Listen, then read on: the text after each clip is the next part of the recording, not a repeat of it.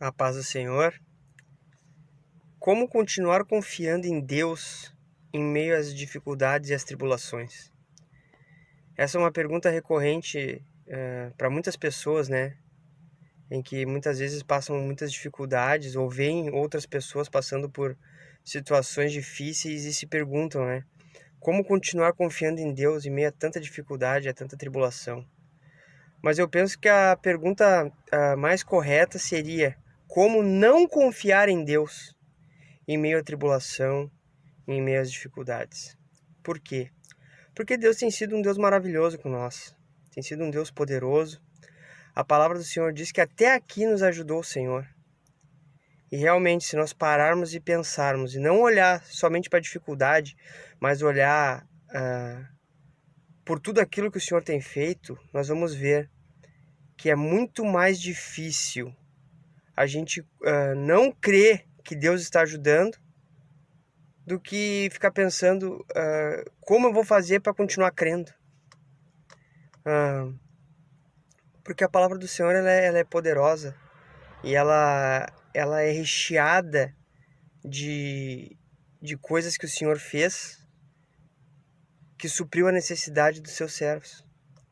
Então nós temos que ter a confiança no Senhor de que assim como Ele fez com tantos servos dele, com tantos filhos dele que Ele teve e que Ele tem, Ele vai continuar fazendo conosco.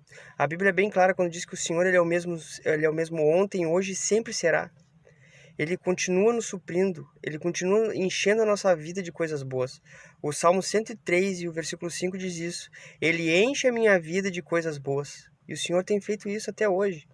Eu acho muito difícil a gente entrar numa dificuldade, eu digo nós como cristãos, como pessoas que creem na palavra de Deus como palavra verdadeira. Pessoas que creem na palavra do Senhor como o seu alicerce, como o seu suporte para a sua vida.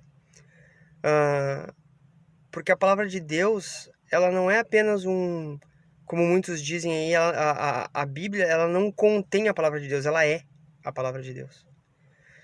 E então, quando nós nos apegamos às Escrituras, a gente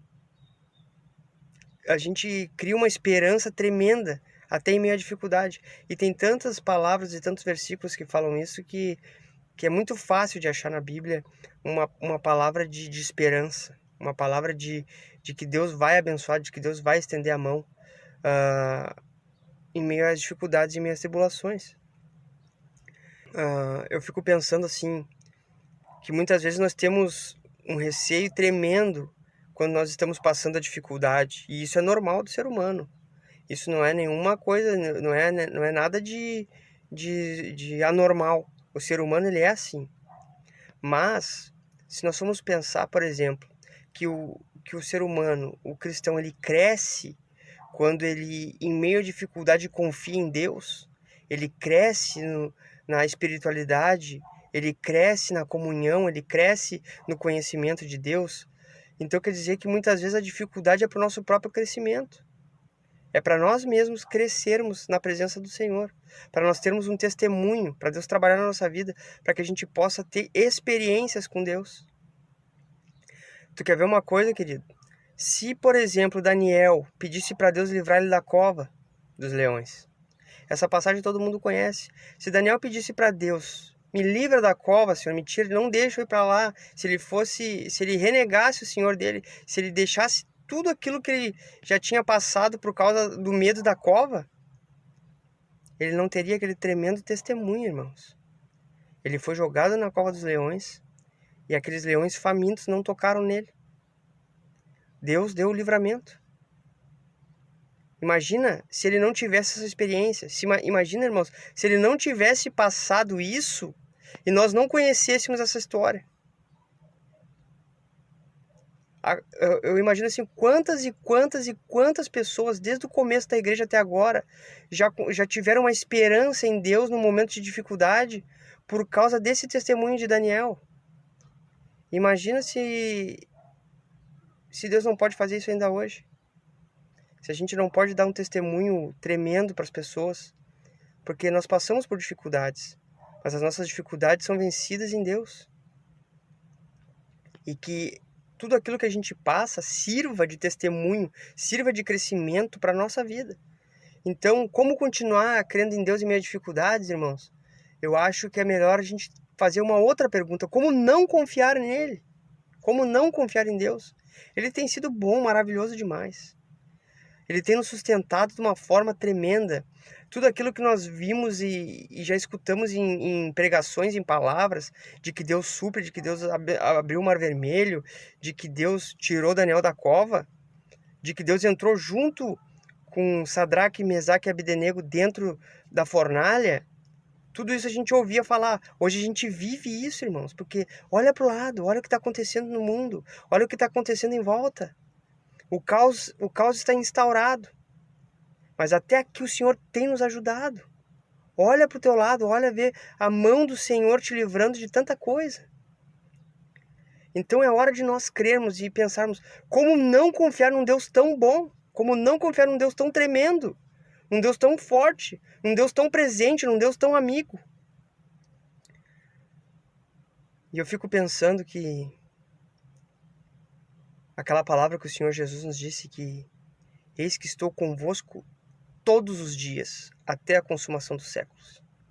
O Senhor, Ele não é mentiroso. Ele está conosco. Ele nos ama, Ele nos guarda, Ele nos protege. Ele disse que no mundo nós teríamos aflições, mas que nós tivéssemos bom ânimo, porque Ele venceu o mundo. As aflições, muitas vezes, vêm por vários motivos. Às vezes nós pegamos a luta com a própria mão. Isso acontece muito. E aí a gente começa a orar, Senhor, por que disso, por que daquilo? Olha, a grande maioria das vezes a gente pega a luta com a mão e é por nossa culpa mesmo que a gente passa a dificuldade, a gente passa o deserto. Mas outras vezes o Senhor permite que aconteça na nossa vida. Ambas as duas é para crescimento. Até quando nós pegamos a luta com a própria mão, a gente cresce, porque a gente acredita que Deus pode fazer e suprir e abençoar. Mas quando o Senhor lança a luta também, aí sim, com certeza é para um crescimento espiritual. Outro tipo de luta também é quando nós deixamos a brecha. A Bíblia é bem clara em Efésios, revestivos de toda a armadura de Deus. Mas muitas vezes nós não vigiamos e a brecha é aberta. E aí o inimigo está sempre atento. Ele está sempre atento. Aqui que a Bíblia diz que ele é como um leão andando em derredor buscando a quem possa tragar. Ele está sempre espreitando. E quando ele vê que o crente deixou a brecha, ele solta aquela seta maligna dele e aí acontecem coisas ruins. Mas, se nós vigiarmos, se nós nos revestirmos da armadura de Deus, se a gente não pegar a luta com a própria mão, né? A luta que vai vir do Senhor, é para o nosso crescimento. É para o nosso crescimento, irmãos. Para a gente aprender alguma coisa, para a gente ter um testemunho, para a gente abençoar outras vidas, que outras vidas possam ouvir aquilo que a gente passou e serem abençoadas e crescerem na fé, e também que elas possam evitar o erro que a gente já fez.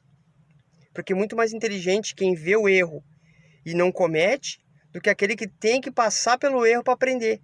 E tem um outro tipo ainda que passa pelo erro e não aprende. Mas que a gente possa ser o primeiro tipo. Que a gente possa ver o testemunho ou o erro e não cometer a mesma coisa. Como não confiar no Senhor em meio às tribulações? Como não confiar nele? É um Deus tão bom, é um Deus tão presente. Ele morreu na cruz do Calvário por nós, ainda inimigos dele. Quem dirá agora que somos filhos? Já pensou, irmão? Quem dirá agora que somos filhos dele? Se nós ainda inimigos dele, ele nos salvou, ele nos resgatou. Ele morreu na cruz, nós ainda sendo inimigos. Imagina o que ele fará conosco, nós sendo filhos dele. Oh, eu me alegro porque esse Deus é tremendo. Eu espero que esse vídeo te abençoe e que possa edificar a tua vida. Porque até aqui o Senhor tem nos ajudado. Oh, Ele tem nos ajudado, irmão. Graças a Deus. Fica na paz, que Deus te abençoe. Como não confiar num Deus tão bom em meio a tantas tribulações? Ele tem sido bom, irmãos. Ele tem sido o Deus vivo na nossa vida. Que Deus te abençoe e fica na paz do Senhor. Amém.